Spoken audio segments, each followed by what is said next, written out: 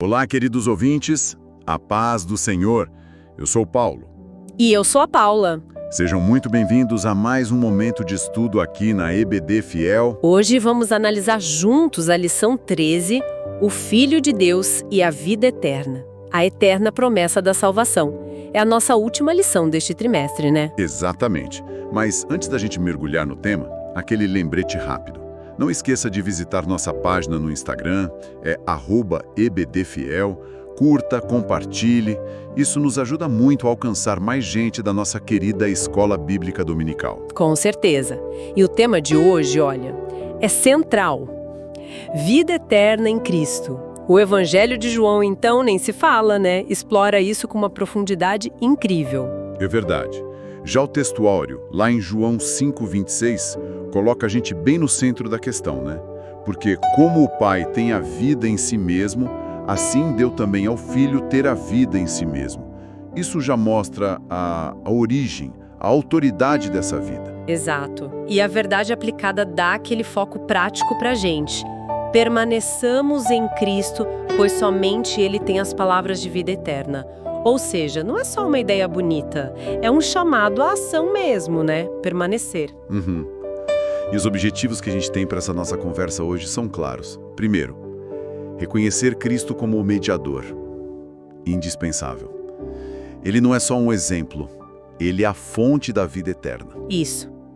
Segundo, pensar um pouco sobre a necessidade de vigilância. A gente não sabe o dia, a hora que Cristo volta, né?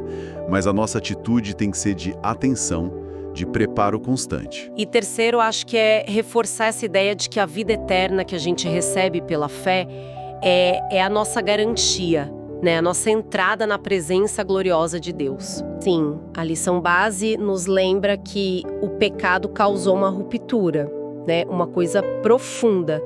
Mas o amor de Deus veio com a resposta, enviar Jesus. Ele não só tem a vida nele mesmo, como a gente leu no texto áureo, mas ele veio para dar essa vida para a gente. E hoje a gente vai, explorar um pouco o que significa receber e viver essa dádiva. Perfeito. Então, o ponto de partida é esse.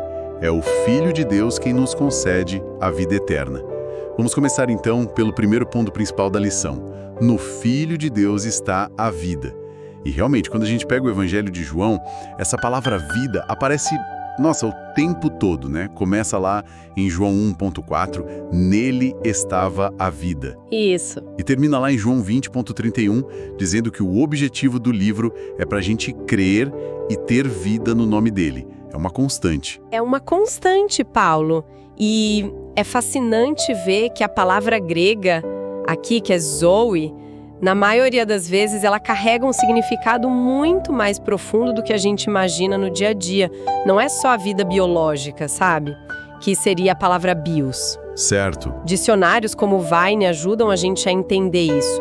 Zoe pode ser o princípio vital, sim, mas no jeito que João usa, muitas vezes aponta para a vida no sentido absoluto, sabe? A vida como Deus a tem.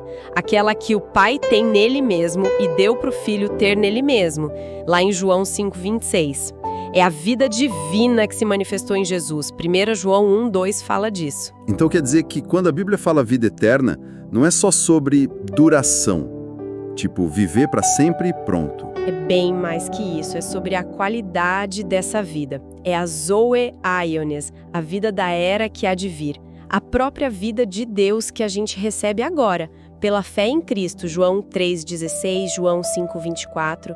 O dicionário Wycliffe até fala que, para João ter vida eterna, é quase a mesma coisa que conhecer a Deus, como está em João 17:3. É uma dádiva que transforma a nossa vida hoje e garante o futuro. Vai muito além da mera sobrevivência física que Deus deu a Adão lá em Gênesis, né? Porque inclui comunhão com Ele. Faz todo sentido. Mas, para a gente valorizar essa dádiva, acho que é importante entender o que tornou ela necessária. E aí entra o tópico do efeito do pecado. A lição lembra que o pecado trouxe morte, né? Como Deus avisou lá em Gênesis 2:17. Mas não foi só a morte física, né? Não mesmo. Trouxe também a morte espiritual. Efésios 2:1 é direto. Estávamos mortos em nossos delitos e pecados.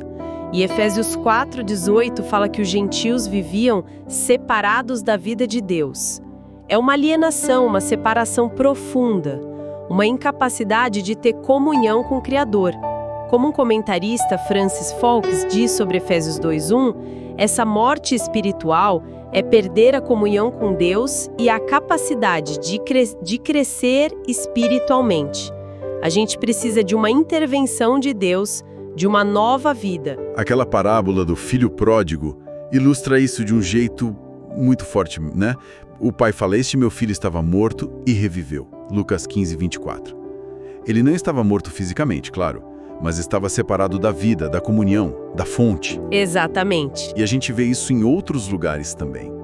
1 Timóteo 5:6 fala da viúva que vive nos prazeres que, embora viva, está morta. Ou a igreja de Sardes, lá em Apocalipse 3:1, que tinha fama de estar viva, mas Jesus diz, estás morta. É uma condição espiritual muito real. Muito real. E é nesse cenário, nesse pano de fundo de morte espiritual, que a mensagem do Evangelho se torna tão poderosa. O Filho de Deus veio para dar vida. João 1:4 é claro. Nele estava a vida. Jesus não é só um canal de vida. Ele é a vida e veio compartilhar isso com a gente. E aí tem aquele contraste impressionante que João faz em João 5:39 e 40, né? Os líderes religiosos estudavam, vasculhavam as escrituras buscando a vida, mas rejeitaram Justamente. aquele sobre quem as escrituras falavam. É uma ironia, né? Uma coisa trágica. Como alguns comentaristas colocam de forma figurada, tipo Champlin citando Lange, eles se apegavam à casca da Bíblia, mas ignoravam a amêndoa, o miolo, que é Cristo. Idolatravam o livro, mas resistiam à palavra viva que o livro revelava. Buscaram a vida, mas não reconheceram a fonte quando ela estava ali, bem na frente deles. Então, para a gente fechar esse primeiro ponto, a vida verdadeira, a vida eterna, não é só uma ideia, ela está personificada em Jesus. O pecado nos separou dessa fonte, nos deixou espiritualmente mortos, mas Jesus veio justamente para reverter isso, para nos reconectar à vida de Deus. O que já puxa o gancho para o nosso segundo ponto, a vida eterna com Cristo. Ok, a vida está nele, mas como a gente recebe, como a gente experimenta isso? A lição explora isso de um ponto de vista de Cristo, né, cristológico, e da salvação, soteriológico. E o primeiro passo, que João repete nossa tantas vezes, é crer em Jesus Cristo. Parece simples, né? Mas é fundamental. João 1:12. Aos que creem no nome dele, ele deu o poder, o direito de serem filhos de Deus. João 3:16 liga diretamente o crer com o não perecer, mas ter a vida eterna. João 3:36 é ainda mais forte. Quem crê no Filho já tem a vida eterna. A fé é a chave mesmo, abre a porta para essa nova realidade. Sim, mas a lição, e acho isso muito bom, com base na revista Betel Dominical, faz uma distinção importante sobre os tipos de fé. Sabe, porque nem todo tipo de crença é a fé que salva.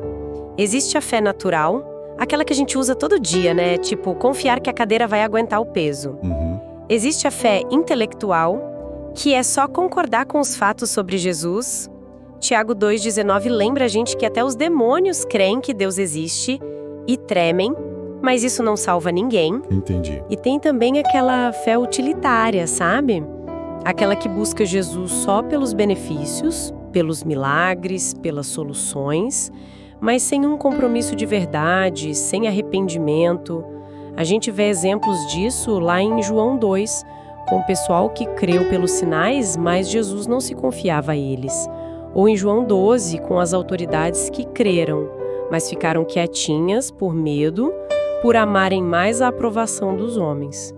A fé que salva vai além, envolve confiança, entrega total. Então a fé genuína, essa que salva, está ligada a mais alguma coisa. Com certeza. Ela está ligada de forma inseparável a receber a palavra de Deus.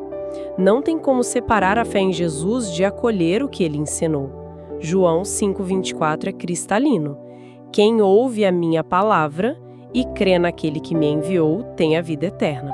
Ouvir e crer caminham juntos. E Jesus também falou, lá em João 8,47, quem é de Deus, escuta as palavras de Deus. E na oração sacerdotal, em João 17,6, ele diz que os discípulos guardaram a palavra dele.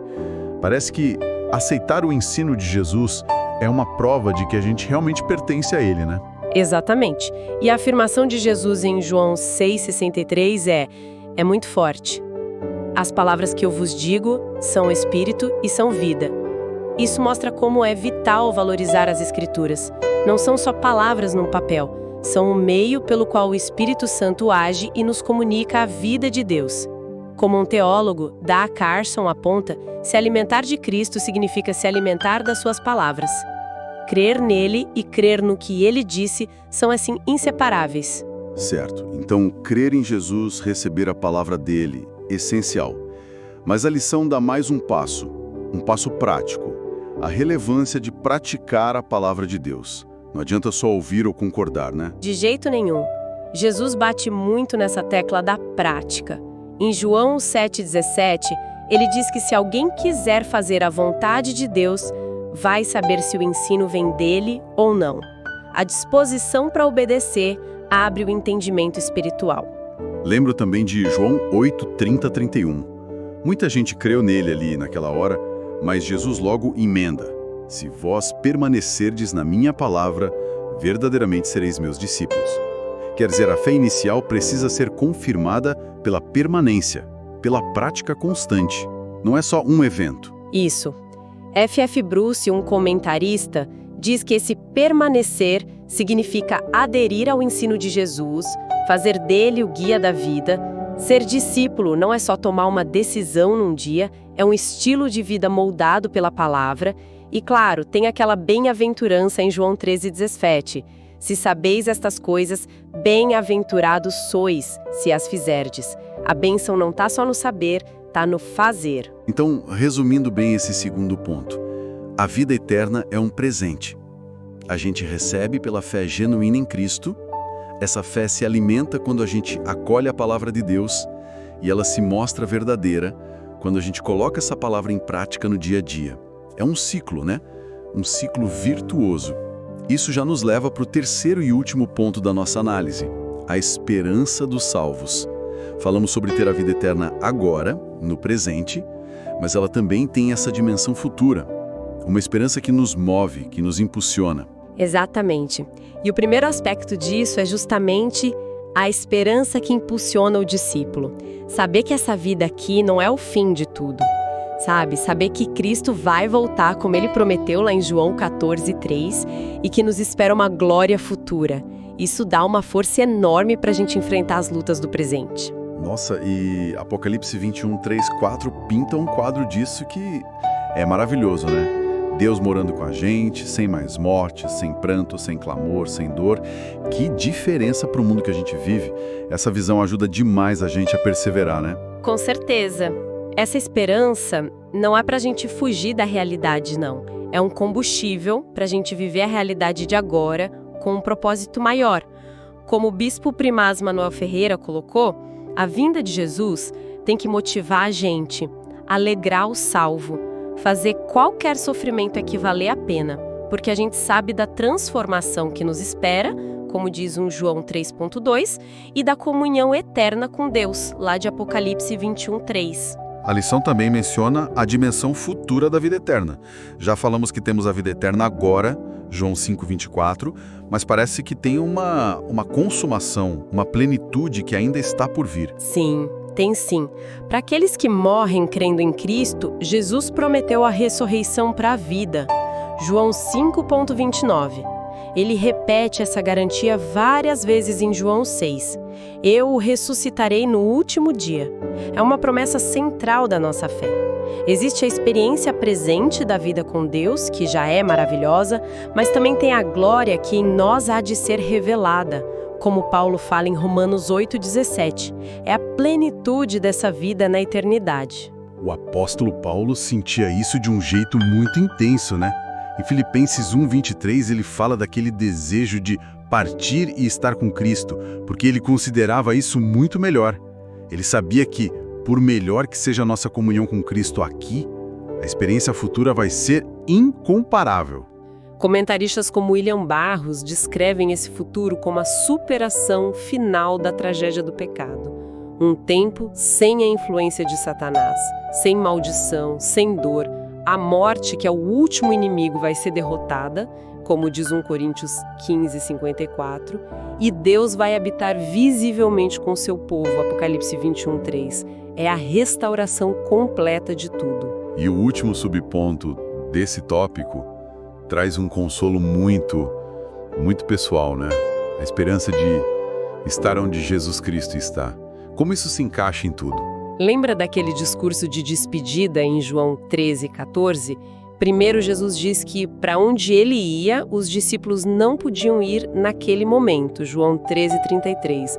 Imagina a angústia deles ouvindo isso. Nossa, sim. Mas logo depois, ele traz a grande promessa, o consolo, em João 14, 1 a 3. Não se turbe o vosso coração, na casa de meu pai há muitas moradas, vou preparar-vos lugar, virei outra vez e vos levarei para mim mesmo, para que onde eu estiver, estejais vós também. Promessa, hein?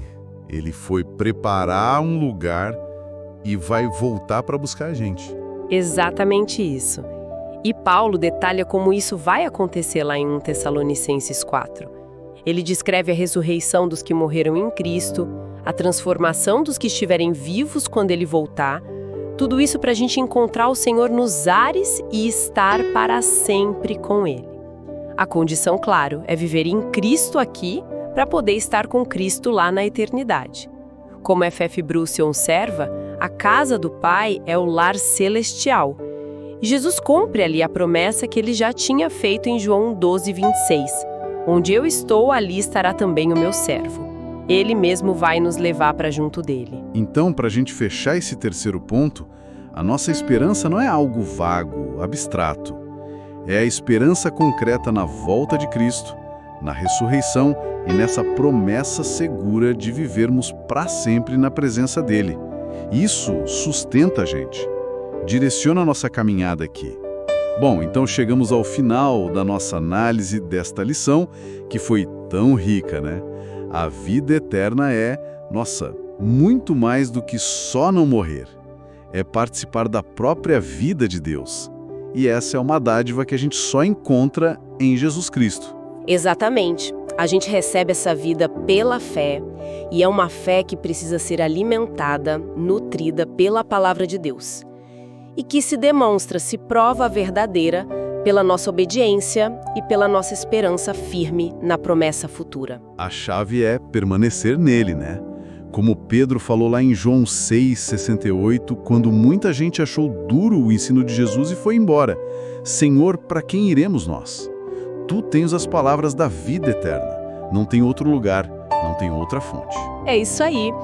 E a imagem final que fica é a de Jesus como bom pastor, aquele que não só dá a sua vida pelas ovelhas, mas que provê tudo, absolutamente tudo que elas precisam para ter essa vida em abundância, agora e para todo sempre. Que todos nós, como motivo de oração da lição nos lembra, possamos buscar e alcançar essa vida eterna que está reservada aos justos, permanecendo firmes em Cristo. E assim chegamos ao fim do nosso resumo de hoje e encerramos também esse trimestre. Foi uma jornada boa, né? Foi sim. E na próxima semana a gente já começa um novo ciclo. Estudaremos a primeira lição do quarto trimestre, a lição 1, Jetro. Conselhos sábios aliviam fardos. Lembrando que no quarto trimestre o tema é personagens bíblicos virtuosos e marcantes. Vamos olhar para homens e mulheres que permaneceram fiéis a Deus nas mais diversas circunstâncias da vida. Vai ser muito bom. Esperamos você. Que Deus abençoe muito a sua vida e até a próxima lição. EBD Fiel. Fiel à palavra.